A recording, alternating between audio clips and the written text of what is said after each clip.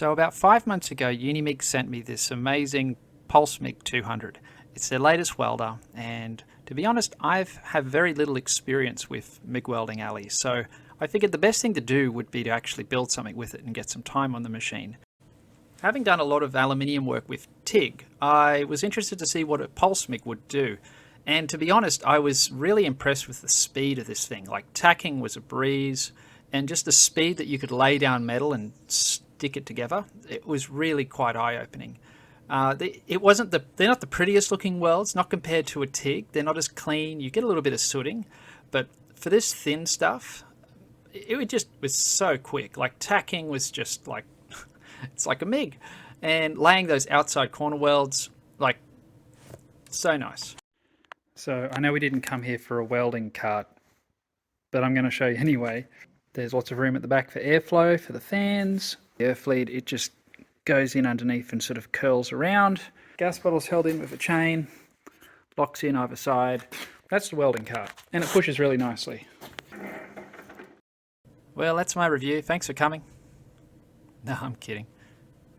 Probably the biggest feature in this machine, apart from the pulse, is the Synergic setting. What Synergic means is that you more or less just select the thickness that you're welding, and the machine more or less does everything else for you. There is some variation in there, but for the most part, you can just wind it up or down, and all the other settings are sort of taken care of. You might need to adjust it slightly depending on what kind of weld you're doing, the position, like if it's an outside corner join as opposed to an inside fillet. But more or less, I found it to be very good and certainly got me right in the ballpark off the bat.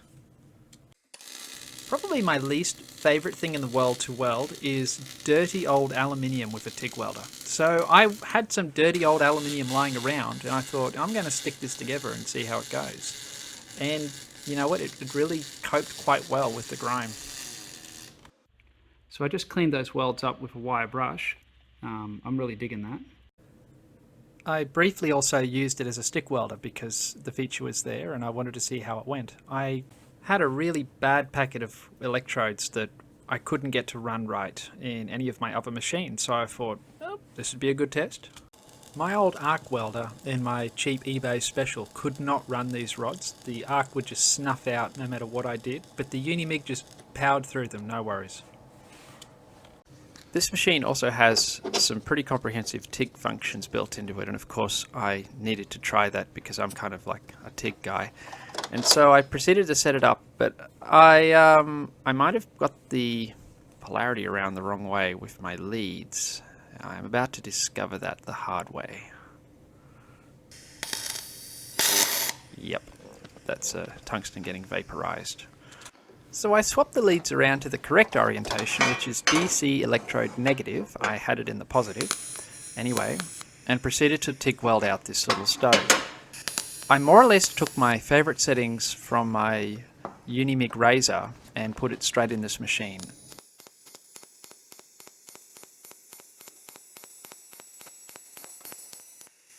I quickly realized that this pulse had way more power than my razor does, and so I needed to keep backing off the amps. Where I would normally weld this around 180 amps, which sounds like a lot, but when it's concentrated in a pulse just for that split second, it really works out nicely. But with this, when it was 180 amps, it was like just had a lot more hoof to it, and I had to keep backing it down. I think I ended up around 130 amps for a similar effect to what I was using in the razor.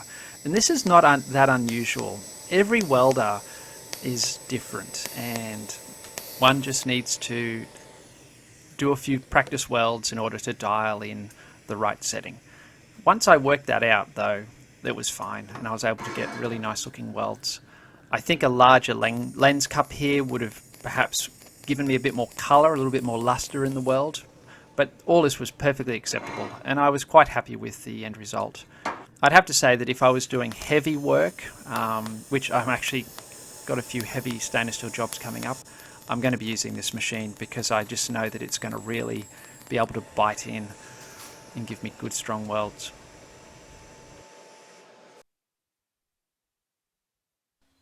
Having tried the pulse function on aluminium, I was really keen to see what it would be like on stainless steel. But the first thing I needed to do was to switch around the running gear.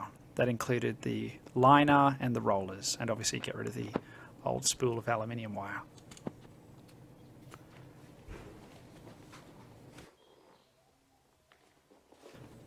The aluminium MIG wire was 1.2 millimeters in diameter, and the stainless steel MIG wire was like 0.9, and so I needed to put the 0.9 rollers in. It's fairly simple. You just undo these screws and swap the correct size rollers in. The rollers have 2 sizes per roller, so you just need to make sure that you put them in the right orientation. These screws don't have to be done up crazy tight. We're not trying to keep a wheel on a car, we're just trying to retain the rollers, so just a bit better than finger tight. Removing the plastic aluminium liner is fairly simple. You just undo that nut and pull the old liner out. It's actually really important that you don't use mild steel or stainless steel in the aluminium liner. It's not designed for it, you'll just wear it out. This machine comes with a second liner. It is for stainless steel and mild steel, and you basically push it back in until it comes all the way through. You then put the retaining collar or locking nut back on and nip it back up.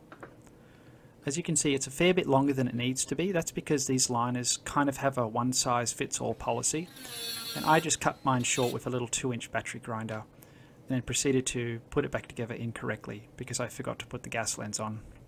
I'm about to discover this. Oh, yep, there I am. There it goes. There is still one more step we need to do to the welder before we can put it all back together. This small steel rod goes into there, and after a 15-second Google search I couldn't find out what it's called, but I know it goes in there. From here it's a fairly simple process. We just put it all back together and need to feed our wire through. I bought this roll of stainless steel MIG wire for a couple of big jobs that are coming up. But before doing the big jobs, I just needed something to test it out on, a job to sort of whet my appetite, break the ground, blow my nose. You know what I mean. It's best to take care that you don't impale your finger whilst feeding the wire past these rollers. Once it's through and on its way, just lock it down and then use the wire feeding system to send it all the way out the end. Just remember to leave the MIG tip off for this, as I've found that in the past the wire can crash into the back of that and cause a bit of a bird nest.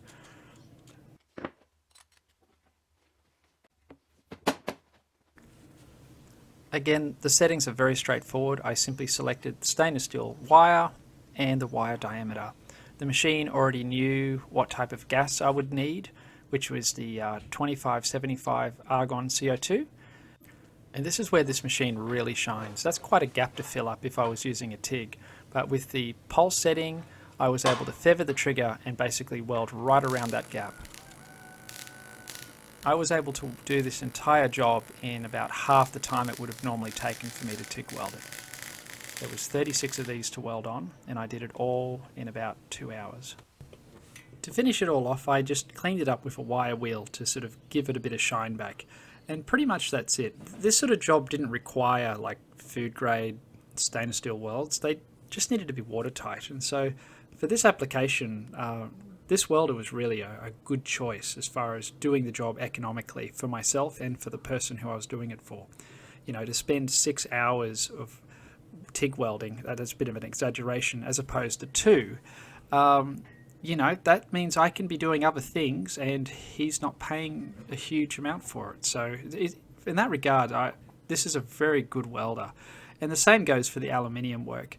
They're not the prettiest welds, but the ability to weld and do repairs on dirty aluminium, man, like all the prep and cleaning that's required to be able to TIG weld it. Basically, all I have to do is hit it with a wire brush and get to welding.